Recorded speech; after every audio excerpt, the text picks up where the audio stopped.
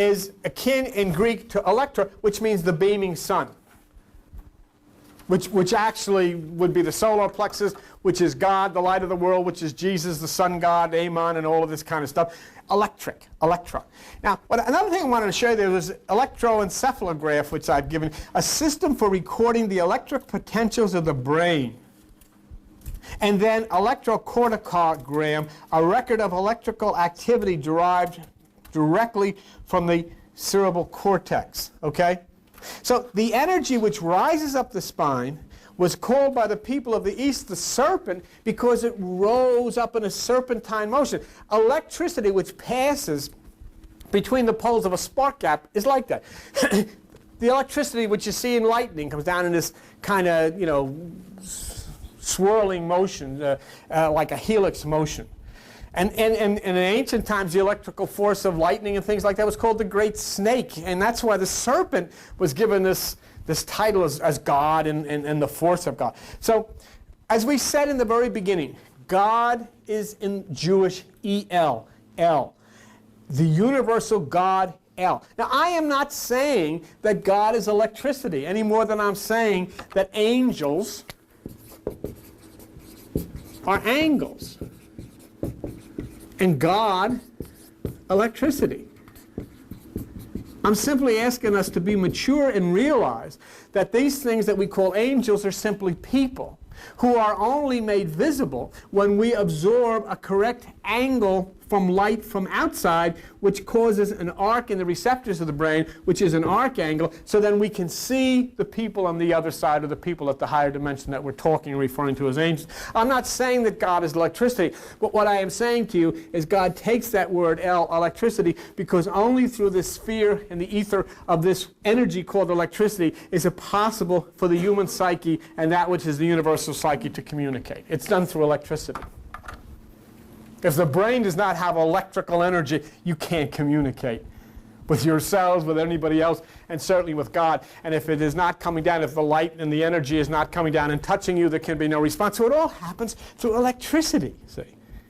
The electricity throws through the 7 chakras, or the 7 seals. Now let me just read something to you, which I didn't give you, but which is interesting. And when you look at the number 7 in the Bible, a lot of times people say, well, 7 means divine intervention, or the 7 chakras, or the 7 seals. Think of this one.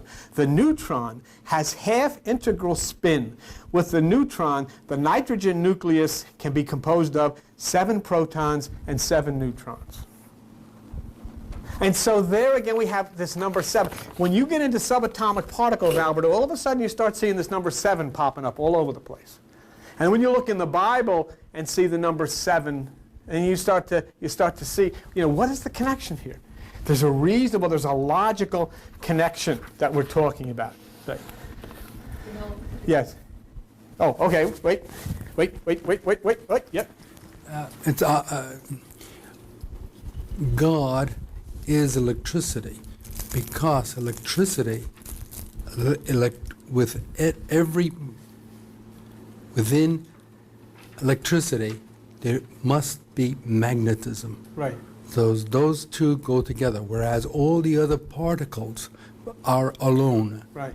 In electricity, you must have magnetism. Very good. Which is okay. Einstein. Good. Very good. All right. Real quick. When you get up into the universe, and you look at 7 chakras in the body, the 7 seals, the 7 months, you get up into the Pleiades, which is, what is that, Taurus, the Pleiades, the 7 stars of the Pleiades, which in mythology are called the 7 sisters.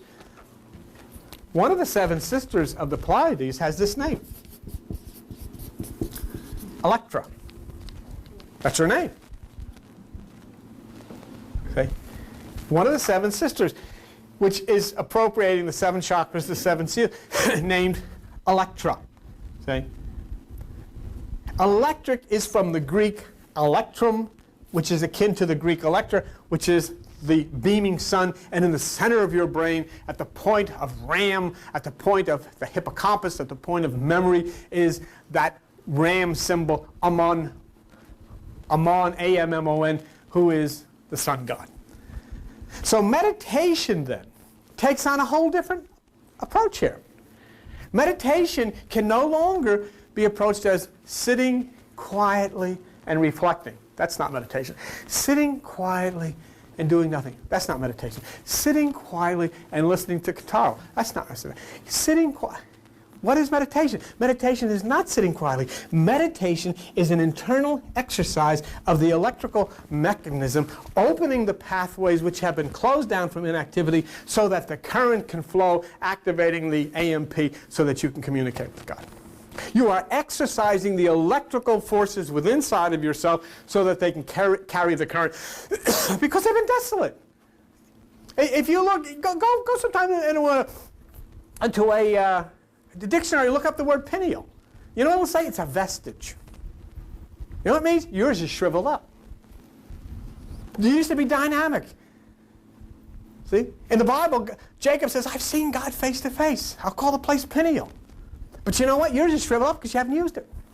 I don't mean that, for you individually. I'm talking about you in a general way. People haven't used it. So it's not working. It's not functioning. So the wilderness where no one goes, the planet Earth, there's a connection here. There are a lot of people who couldn't deal with what I talk about, if I say God is electricity, because they're looking for a personality. They're looking for a heavenly Father. They're looking for somebody to say, here, I'll take care of you. They're looking for somebody to say, here, I'll give you the new car, or whatever you want. Just pray to me. They don't want somebody who will say, well, God is electricity. But they don't understand. It is electricity that you have to understand, that has to be active in your body, that makes it possible for you to be healed, that makes it possible for you to touch, that makes it possible for you to understand and for God to understand, for you to communicate. If you're desolate, if here the powerhouse is desolate, how are you going to communicate? You're going to go to church, you're going to sing a song some guy wrote in the 1400s, who cares? Amazing grace, how sweet. And they all stand up. It's very hard. Who's listening to that? Do you honestly think, and here you are, a pimple on the rear end of the Milky Way, and you're singing Amazing Grace, there is somebody that's listening to this? For what? What purpose? On the other hand, if you sit down and forget Amazing Grace and get out of all of that stuff and start generating this dynamic within you and opening the passageways that the current can begin to flow and hit the circuit, which is the computer of the brain, and set up all of these chemicals that are functioning inside of you, and suddenly you start to make contact because you understand what you're doing. So we have the photon, which produces the signal outside, which causes a reaction to respond to that extracellular signal. One thing I wanted you to look at real quick is look at page 71. On the material that I gave you. And on page 71, where you look at fundamental particles, no, look at page 72. On page 72, it talks about chlorophyll. Do you see that? Chlorophyll. All I'm telling you is this. Look, let's just limit it for a second. If you go, do you want to go to the doctor now and say, hey, I got this problem, and have the doctor says, well, have faith? What? You want the doctor to say, this is what the problem is. This is what caused it. This is how you can get rid of it. This is what you got to take. What if I do all this stuff? It'll go away in 3 days. How do you know? I can prove it. Because he's got the facts. He knows what the heck he's talking about. But this is what you want to do. If you got something wrong with your foot, if you got something wrong with your heart, you want all of these facts, you want all this stuff to be taken care of. But with your whole life, the most important thing, you don't want any facts. You don't want to know anything. You don't want to know anything. You want to have faith. Who do you go to? Do you go to scientists that can tell you how this works? No. You go to these people with robes on, and they're throwing smoke around, and they got stained glass, and all of this stuff, and you say, this is it. Your whole life, the most important thing that you got, your eternal existence, you're building around somebody that hasn't a clue, and it said, let's sing a song. What does singing a song have to do with this? Let's sing a song. Let's all stand up. Why can't you sit down? No, I got to stand up. Who's looking at you to stand up to sing a song? Who cares about that? Well, I'm talking about electricity. I'm talking about electrons and neutrons and bosons and all of the stuff that's inside of your body. And you're singing a song. Right. And then somebody say to you, you're far out. Yes, ma'am. And doctors lots of times do not tell the truth. Well, doctors lots of times do not tell the truth. Doctors lots of times don't know the truth either. But I'm saying, for the most part, when you go, you want somebody to tell you exactly what is wrong and how you're going to fix it. But what we've been doing is we've been going to find out about what is wrong with the earth, why do we act the way we do, and who do we go to? Superstitious lunatics. Okay. It says chlorophyll. As a molecule of chlorophyll absorbs a photon of light, page 72, its electrons become excited and move to higher energy levels. Do you see? So there is a rational thing going on inside of you. Something is happening inside of you. See? Now, let me show you something and then let you go. Here's the story in the Bible. Here's the story in the Bible. There were two people in a garden. God created the garden. And God said, I think this is very good. I will put a man in the garden. And he put a man in the garden, and he called him Adam. Oh, now I will put all animals in the garden. And I put all kinds of stuff, and it was very good. But I think man should have a helpmeet, whatever that means. So what I'll do, I'll put this sucker to sleep, and I'll pull a rib out of him. And out of the spare ribs, I'll make Mrs. Adam. And I'll call her Eve. You're talking about being an old chunk of coal. Here's somebody, it's a spare rib. Now, that's okay, I think. But you see, the thing is this. There's little kids here, little young children. You send these kids to school all week, don't you? And you want the teachers to work hard. And you want the teachers to teach these kids facts. And you want them to document. You want kids to come back and study and get into the books and learn and understand about themselves and understand. And then on Sunday, you take them into these churches of your own free will and expose them to this lunacy. A serpent told these two people they didn't have any pants on. And you're sending your kid in it. And you wonder why the kids get all freaked out. Why? I don't want to listen. Because they know better. They know you're crazy going to that place, but they don't want to tell you because they don't want to get in any trouble. Your kids go with you to those places just to keep you quiet. The reason you go is because you don't want to offend your mother, or she'll get upset if you don't go anymore. So you keep her quiet, you show up. Because you're going to sit and you're going to tell me the snake told these people to have any pants on? I mean, are you really going to take a little child that's been going to school all week with a very intelligent teachers, very scientific, documented stuff, and then bring him in and said a fish swallowed a guy who lived in the guy's intestines for 3 days, and then the fish puked, and an evangelist came out and saved everybody?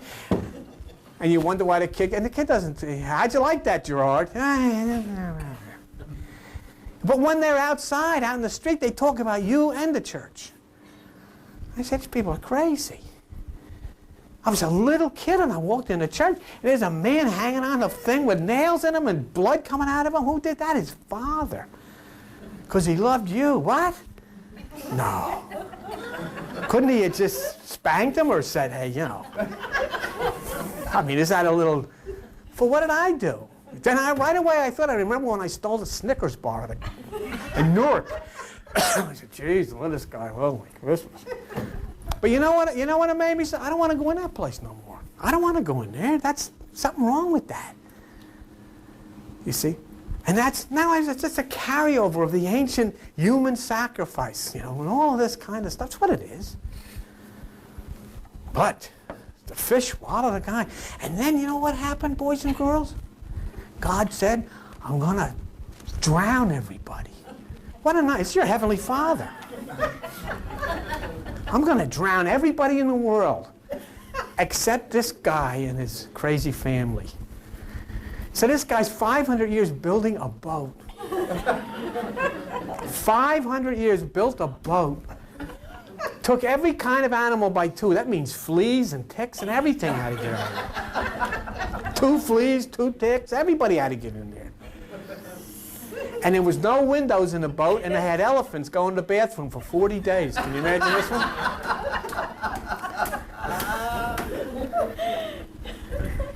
No one. But you're laughing, huh? This is. Yeah, but they looked up. But this is the foundation of your culture, and you wonder why everybody's on drugs. They're crazy. What would you do? But you're teaching your kids this stuff. Pay attention in Sunday school, Gerard. You don't want to miss this. Are you kidding? Then the guy, remember the guy Lot? Yeah. Oh, that was a good story. I love that story. Yeah. The men of the town wanted to come out and have relationships with Lot's angels. He says, you're not getting my angels. No, sir. Here, have my daughters. He's a great guy. He wouldn't, boy, I'm telling you, wouldn't let you touch his angels. So his daughters went out and they had a time. And you know, he was the goodest guy in the world, and that's why God saved him, and he blew up the whole town. Everybody, old ladies, kids, puppies, everything got blown up except this guy, because he wouldn't let anybody mess with his angels. And he went up on the mountain and took his daughters with him. Great guy, God-loving guy, God-fearing guy. When he got to the top of the mountain, you know what he did? Had sex with his daughters. Dead. I mean, don't you think he deserved to be blown? I think so. But I mean, this is your culture. And you know, there are kids in churches all over the place sitting in rooms listening to this barbaric stuff. Well. Yeah, explain what that would really about. Yeah, right. Explain what daughter means, and you got to do that. When he went up into the mountain means when he ascended up into the realms of higher consciousness. Intercoursing with the daughters means intercoursing with the desires of the spirit, not the desires of the mind. But you see, whoever wrote that thought that we were wise enough to understand that we're supposed to take these things as myths, what they are. We took them literally. Right? So let's go for a minute, and I know you want to get out of here, but I want to just show you something. Let me show you something. This is Adam. Okay? God impacts Adam, removes a rib, and all of a sudden, all kinds of stuff happens. There's Eve, and then Adam and Eve come together, and then there's Cain and Abel, and they start having everybody. And before you know it, look at here you are. I mean, everybody starts like, you know. I want to show you something. Okay?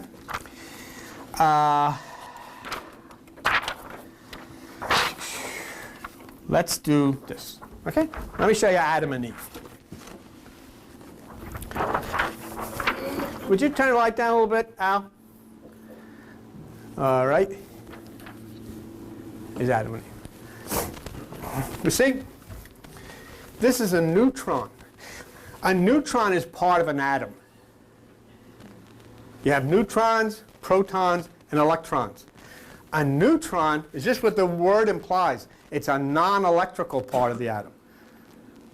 Visible kind of force. The nuclear atoms break up into smaller ones and release neutrons in a process called fission. Elements such as uranium-235, in some conditions they undergo fission. Now, what happens is, when the neutron impacts the atom, it hits uranium-235. Now, do you see anything on that word? Uranium? You're right. That's exactly right. You might be a little afraid to yell it out. But when that element was discovered, it was named after Uranus. Was that an accident? Of course not. What does Uranus mean? Son of man. Heaven. God. See? So what happens then is when this power moves in to this atom, what occurs? Bang. All of a sudden now, you've got two. You see it? And you have two. Well, we'll bring this up a little bit. And now from these two atoms, two neutrons leave, and they're ready to do it again. So here's God. Here's Adam in the story. Understand, please understand There was nobody throwing rocks at this guy or doing anything like that. This is not a person. These are the elements of the universe showing you how this all began. This was the atom that was split by removing the rib. And then you have now, who's this? That's Adam. And who's this? That's Eve. Isn't that nice? But you see what I'm saying to you? This is how it happens. Let me show you something else.